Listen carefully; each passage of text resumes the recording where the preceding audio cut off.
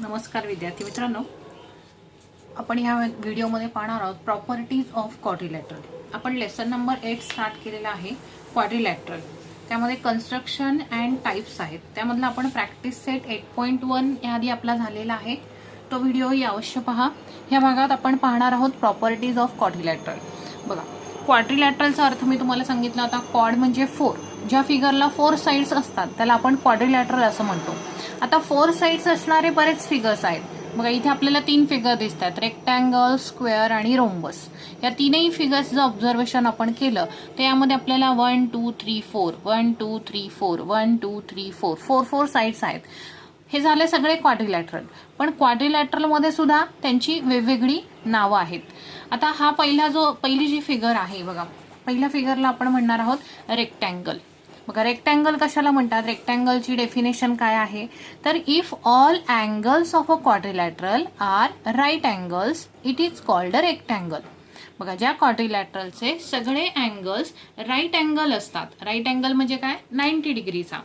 ज्या क्वाड्रिलॅटरलमध्ये सगळे अँगल्स 90 डिग्रीचे असतात, म्हणजेच राईट अँगल असतात, त्या क्वाड्रिलॅटरलला आपण रेक्टँगल असं म्हणतो. बघा, डेफिनेशन लक्षात ठेवायचे. If all angles of a quadrilateral are right angles it is called rectangle. आता ह्या रेक्टँगलच्या काय प्रॉपर्टीज आहेत ते आपल्याला बघायच्या आहेत. ह्या प्रॉपर्टीज आपल्याला एक्झाम्पल सॉल्व्ह करताना उपयोगात येतात. बघा, रेक्टँगलची फर्स्ट प्रॉपर्टी आहे opposite sides of a rectangle are congruent. आता कॉन्ग्रुएंट हा शब्द तुम्हाला नवीन आहे. कॉन्ग्रुएंट याचा अर्थ काय होतो? तर इक्वल. अपोजिट साइड्स, रेक्टँगलच्या ज्या अपोजिट साइड्स आहेत त्या कशा असतात? कॉन्ग्रुएंट असतात. बघा, इथे आपण मार्कनी दाखवूया. PS ही एक साइड आहे, PS ही साइड आहे. ह्याची अपोजिट साइड कोणती येईल? तर QR येईल. मग ह्या दोन काय झाल्या? Congruent sides. अपोजिट साइड्स आहेत आणि त्या कशा आहेत? कॉन्ग्रुएंट आहेत, म्हणजे इक्वल आहेत.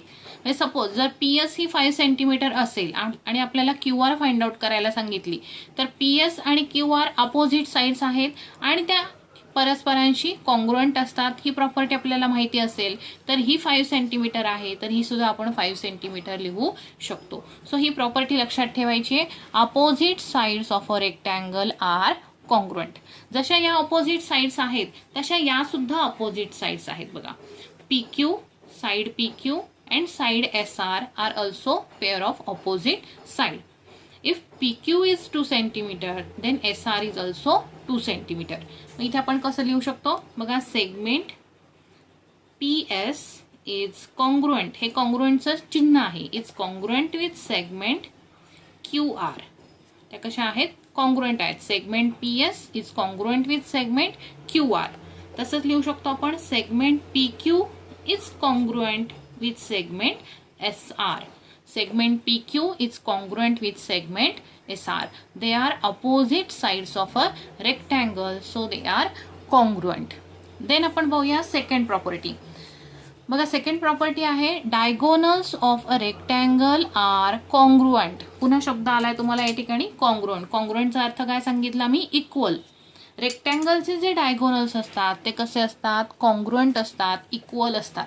बघा, ह्या रेक्टँगलमध्ये डायगोनल कशाला म्हणायचं आहे? तर सेगमेंट PR आणि सेगमेंट QS हे काय आहेत? रेक्टँगलचे 2 डायगोनल्स आहेत. हे कसे असतात? तर हे कॉन्ग्रुएंट असतात. म्हणजे suppose PR have 7 centimetre length, then QS is also 7 centimetre. म्हणजे तुम्हाला PR दिलेला असेल आणि QS काढायला सांगितला, तर PR जेवढ्या लांबीचा असेल तेवढ्याच लांबीचा QS सुद्धा असणार आहे. कारण काय आहे त्याचं? प्रॉपर्टी ऑफ रेक्टँगल काय आहे? तर diagonals of a rectangle are congruent, की रेक्टँगलचे डायगोनल्स हे कॉन्ग्रुएंट असतात. सो आपण इथे लिहूया segment PR is congruent with segment QS. किंवा सेगमेंटच्या ऐवजी इथे डायगोनल हा शब्द वापरला तरी चालेल. Diagonal PR is congruent with diagonal QS. Okay. Then third property बघा, diagonals of a rectangle bisect each other. बघा, रेक्टँगलचे जे डायगोनल आहेत ते परस्परांना काय करतात? बायसेक्ट करतात. बायसेक्ट याचा अर्थ काय होतो? 2 भाग करणे. बघा, या ठिकाणी PR हा एक डायगोनल आहे आणि QS हा एक डायगोनल आहे. हे दोन्ही डायगोनल या पॉइंटमध्ये एकमेकांना बायसेक्ट करतात. ह्या पॉइंटला आपण O हे नाव देऊया. O ह्या पॉइंटमध्ये ते काय करतात, एकमेकांना बायसेक्ट करतात.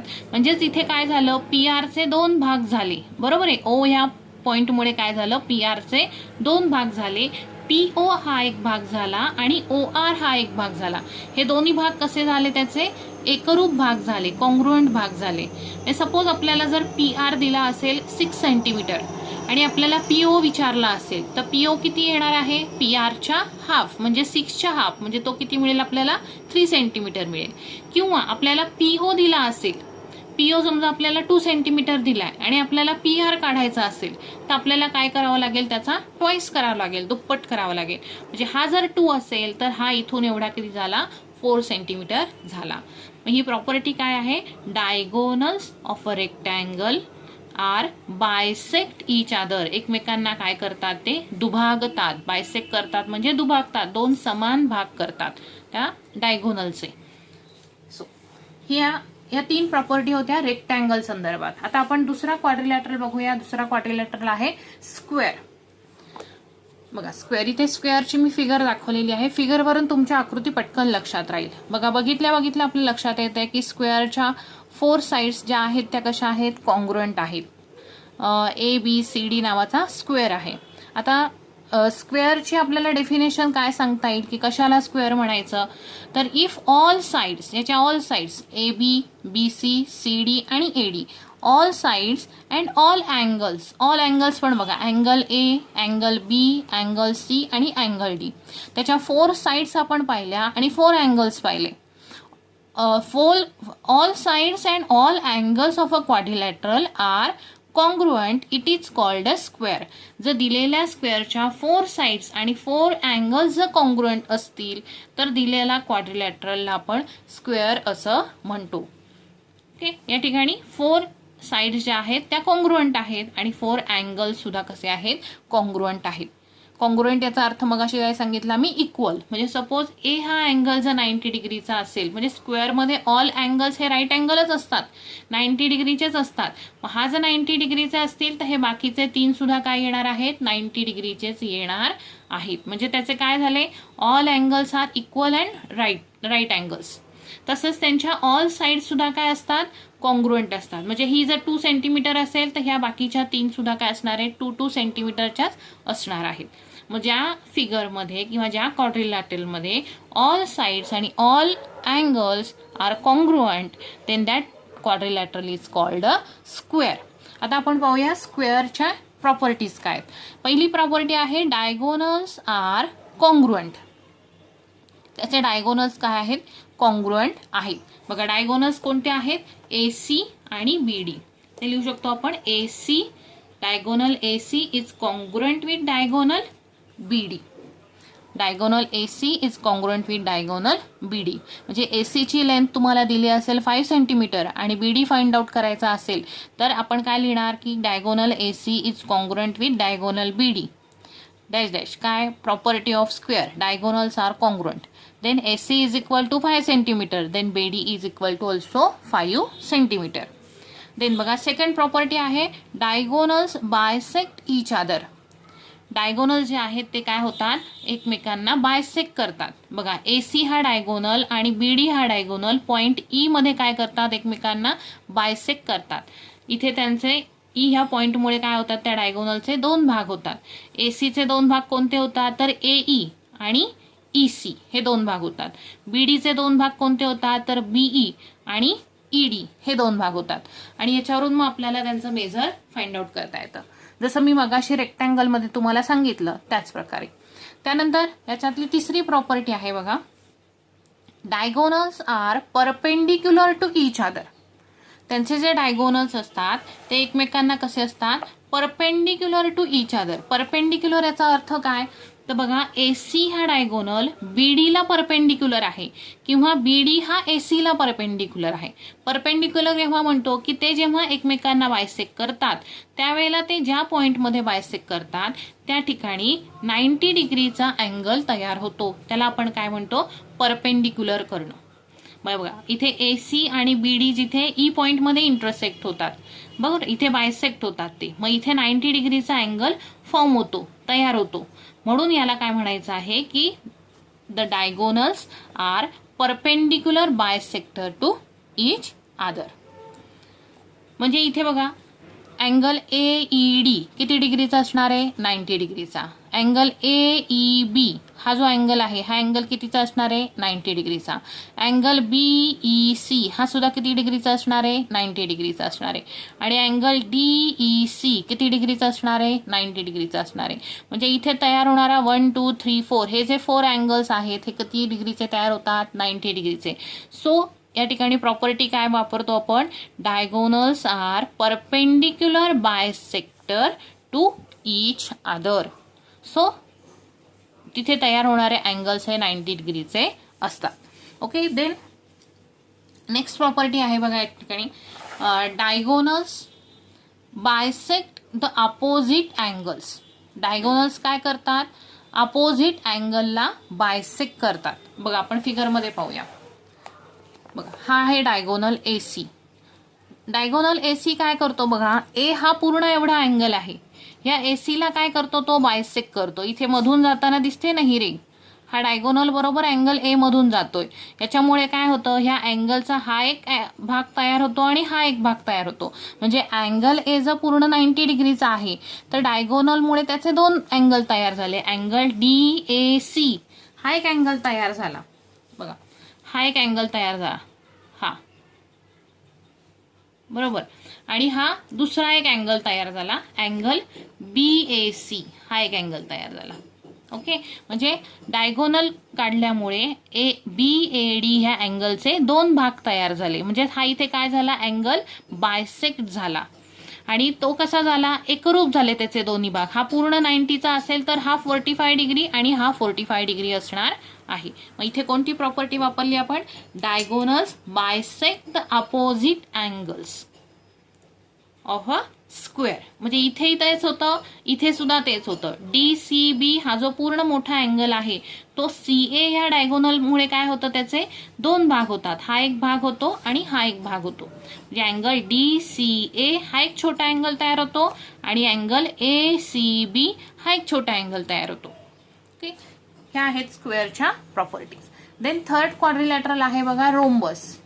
बघा रोम्बस म्हणजे काय? रोम्बस कशाला म्हणायचंय तर if all sides of a quadrilateral are of equal length. ज्या क्वाड्रिलॅटरलच्या ऑल साइड्स ह्या इक्वल लेंथच्या असतात त्या क्वाड्रिलॅटरलला काय म्हणायचं आहे? रोम्बस. बघा या ठिकाणी EF, HG, FG आणि EF या ऑल साइड्स कशा आहेत? इक्वल लेंथच्या आहेत. सो त्या सारख्या मार्किंगने आपल्याला दाखवल्या. सो याला ह्या फिगरला काय म्हणायचं आहे? रोम्बस. बघा रोम्बस आणि स्क्वेअर थोडासा सारखाच असतो. स्क्वेअरची जी आपण खालची ही दोन टक्क थोडी अशी तिरकी फिरवली तर आपल्याला रोम्बस सारखी फिगर मिळते. आता रोम्बसला सुद्धा या ठिकाणी दोन डायगोनल आहेत. EG हा एक डायगोनल आहे आणि FH हा एक डायगोनल आहे. त्याचबरोबर आपण EHG आणि F ह्या पॉइंट्सना काय म्हणतो? हे काय आहेत? व्हर्टेक्स आहेत. ओके, आता आपण रोम्बसची प्रॉपर्टी पाहूया. Opposite angles are congruent. रोम्बसचे जे अपोजिट अँगल्स असतात ते कसे असतात? कॉन्ग्रुएंट असतात. अपोजिट अँगल्स म्हटलंय. बघा या ठिकाणी अपोजिट अँगल्स कोणते येतील? अँगल E आहे. अँगल E चा अपोजिट अँगल कोणता असणार आहे? तर अँगल G हा असणार आहे. तसंच अँगल F जो आहे ह्या अँगल F चा अपोजिट अँगल कोणता असणार आहे? अँगल H असणार आहे. प्रॉपर्टी पाठ करून ठेवायच्या आहेत. बघा काय म्हटलंय? Opposite angles are congruent. Congruent याचाच अर्थ काय? इक्वल. जर आपल्याला ईचं मेजर दिलेलं असेल, अँगल ही हा समजा 70 डिग्रीचा असेल तर अँगल G सुद्धा किती असणार आहे? 70 डिग्रीच असणार आहे. अँगल H जर 95 डिग्री असेल तर अँगल F सुद्धा 95 डिग्रीच असणार आहे. म्हणजेच काय? Opposite angles of a rhombus are congruent. Then बघा नेक्स्ट प्रॉपर्टी आहे. इथे आपण लिहू शकतो angle E is congruent with angle G. Then angle H is congruent with angle F. बघा या प्रॉपर्टीचा उपयोग आपल्याला पुढे एक्झाम्पल सॉल्व्ह करण्यासाठी करायचा आहे. देन सेकंड प्रॉपर्टी आहे diagonals bisect opposite angles of a rhombus. बघा डायगोनल्स काय करतात, बायसेक्ट करतात, काय, opposite angle of a rhombus. जसं आपण आधीच्या क्वाड्रिलॅटरलमध्ये पाहिलं तीच प्रॉपर्टी इथे आहे की अँगल FEH हा एक अँगल आहे आणि EG ह्या डायगोनलमुळे त्याचे काय झालेलं आहे, तो बायसेक्ट झालेला आहे, म्हणजे त्याचे दोन छोटे अँगल तयार झालेत. हा मोठा अँगल आहे आणि इथे HEG हा एक छोटा अँगल तयार झाला आणि इकडे परत GEF हा एक छोटा अँगल तयार झालेला आहे. म्हणजे diagonals bisect opposite angles of a rhombus. जसं या बाजूला आहे तसंच या बाजूला सुद्धा असणार आहे. इथे हे दोन छोटे अँगल तयार होतात, या बाजूलाही दोन छोटे अँगल तयार होतात आणि इकडे सुद्धा दोन छोटे अँगल तयार होतात. ह्या डायगोनलमुळे हे दोन अँगल्स बायसेक्ट होतात आणि ह्या डायगोनलमुळे हे दोन अँगल्स बायसेक्ट होतात. दे थर्ड प्रॉपर्टी आहे, म्हणजे इथे आपण असं लिहू शकतो बघा, एकच मी लिहून दाखवते. अँगल FEH हा मोठा अँगल आहे, तो बायसेक्ट होतो. मग कोणते दोन छोटे अँगल तयार होतात, तर angle FEG plus angle GEH. Okay, हा अँगल प्लस हा angle. The diagonals, third property बघा, diagonals are perpendicular to each other. बघा त्याचे जे डायगोनल्स असतात ते कसे असतात, परपेंडिक्युलर टू ईच अदर असतात. परपेंडिक्युलर याचा अर्थ मी काय सांगितला की ते दोन डायगोनल M ह्या पॉइंटमध्ये इंटरसेक्ट झाल्यानंतर या ठिकाणी 90 डिग्रीचा अँगल फॉर्म होतो, तयार होतो. So diagonals are perpendicular to each other. Okay, then या ठिकाणी तुम्हाला मी डेफिनेशन्स पण लिहून दिलेल्या आहेत. स्क्वेअरची डेफिनेशन आहे, रेक्टँगलची आहे, रोम्बसची आहे. ओके, तिन्ही डेफिनेशन्स बुकमध्ये लिहायच्या आहेत. देन आपण स्टार्ट करूया आता प्रॅक्टिस सेट 8.2. बघा प्रॅक्टिस सेट 8.2 आपण बघतोय. त्यामध्ये क्वेश्चन फर्स्ट दिलेला आहे आपल्याला, draw a rectangle ABCD such that length AB is equal to 6 centimetre and length BC is equal to 4.5 centimetre. कधी आपण फिगर ड्रॉ करताना आधी आपण काय करायचं, रफ फिगर ड्रॉ करायची. बघा एक रफ मी रेक्टँगल काढला, रेक्टँगलला नाव देऊन घ्यायचं आपण ABCD. एकाच डायरेक्शन मध्ये जायचं, क्लॉकवाईज जा किंवा अँटी क्लॉकवाईज जा, पण एकाच डायरेक्शन मध्ये असं ABCD असं क्लॉकवाईज जायचं. AB मध्ये C इकडे घुसायचा नाही, ABC आणि D. आता यामध्ये AB काय दिलेला आहे तर 6 सेंटीमीटर दिलेला आहे आणि BC काय दिलेला आहे तर 4.5 सेंटीमीटर दिला आहे. आता आपल्याला ही फिगर ड्रॉ करायची. आता आपल्याला ह्या दोन बाजू माहिती होतील का, होतील, कारण आपण आत्ताच प्रॉपर्टी शिकलेलो आहोत. प्रॉपर्टी काय आहे रेक्टँगलची, तर opposite sides of a rectangle are congruent. So AB जर 6 सेंटीमीटर असेल तर DC सुद्धा काय असणार आहे, 6 सेंटीमीटर असणार आहे आणि BC ची ऑपोजिट साइड AD सुद्धा काय असणार आहे, 4.5 सेंटीमीटर असणार आहे. आता यावरून तुम्हाला आधी खाली रेक्टँगलचा आपण बेस काढून घेऊया, तो आहे 6 सेंटीमीटरचा. इथे आपण 6 सेंटीमीटरचा बेस काढूया. मी इथे पेननी काढतेय, पण तुम्ही नोटबुकमध्ये काढताना पेन्सिलच वापरायची आहे. ओके, बेस काढला पहिला, त्याचं लगेच नाव द्यायचं आहे DC 6 सेंटीमीटर. दे आता या ठिकाणी दिला आहे की 4.5 सेंटीमीटर AD आणि BC आपल्याला दिलेले आहे. आता आपल्याला इथे DA काढायचा आहे आणि इकडे CB काढायचा आहे.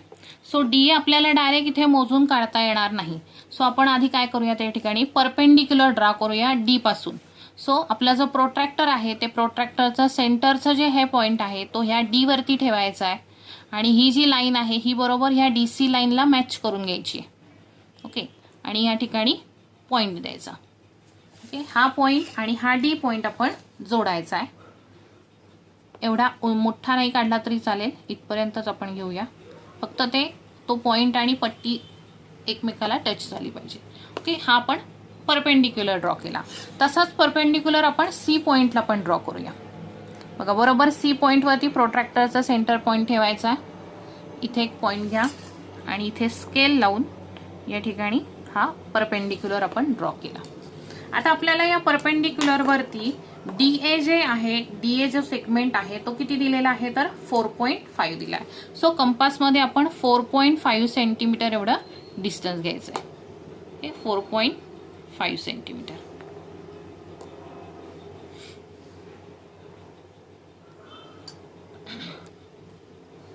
डी वरती ठेवायचं आहे आणि इकडे इंटरसेक्ट होणारा आर्क ड्रॉ करायचा. ह्या दिशेला आपण तेच करायचं.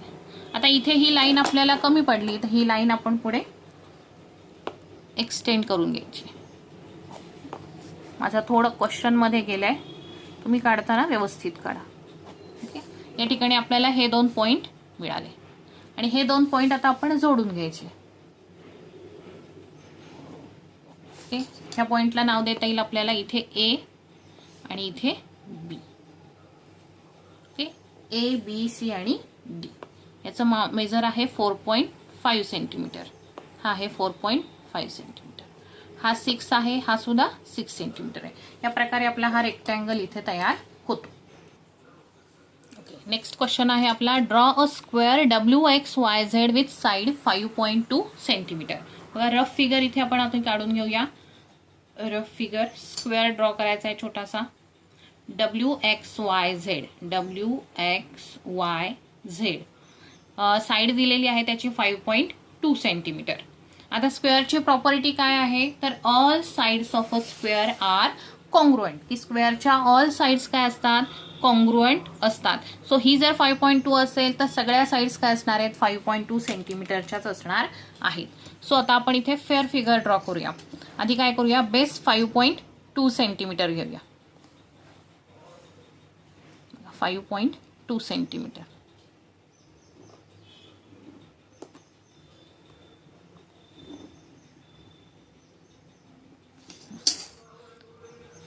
सेंटीमीटर नाव द्यायचं खाली XY 5.2 सेंटीमीटर.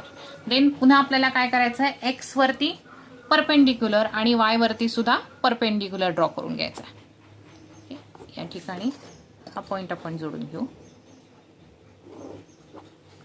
तसंच वाय वरती ठेवून सुद्धा परपेंडिक्युलर ड्रॉ करायचा आहे. प्रोट्रॅक्टर व्यवस्थित लावायचा आहे.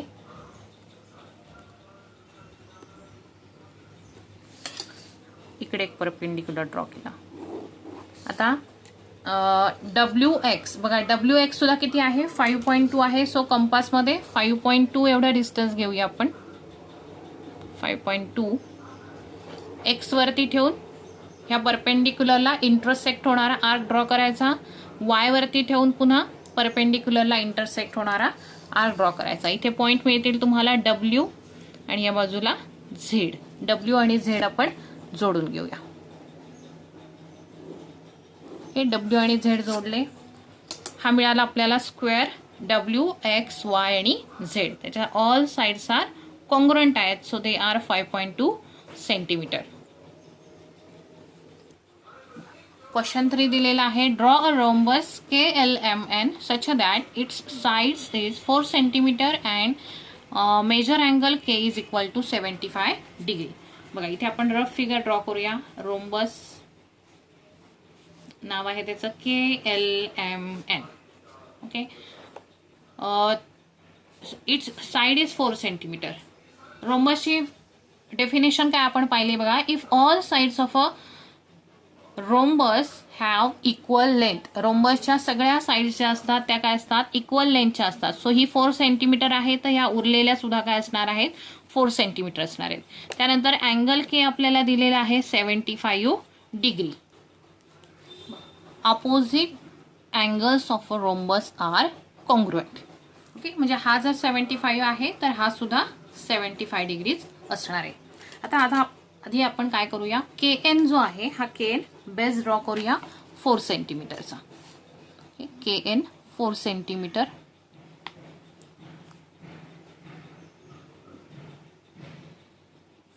KN आहे 4 centimetre. KN 4 centimetre. Then angle K आहे दिलेला आपल्याला 75 डिग्री. K वरती पॉइंट ठेवायचा आहे. KN या डायरेक्शनला आहे. सो या बाजूच्या 0 पासून काउंट करायचे. 75, 7 आणि 80च्या मिडलला या ठिकाणी येईल. 75 या डायरेक्शनला.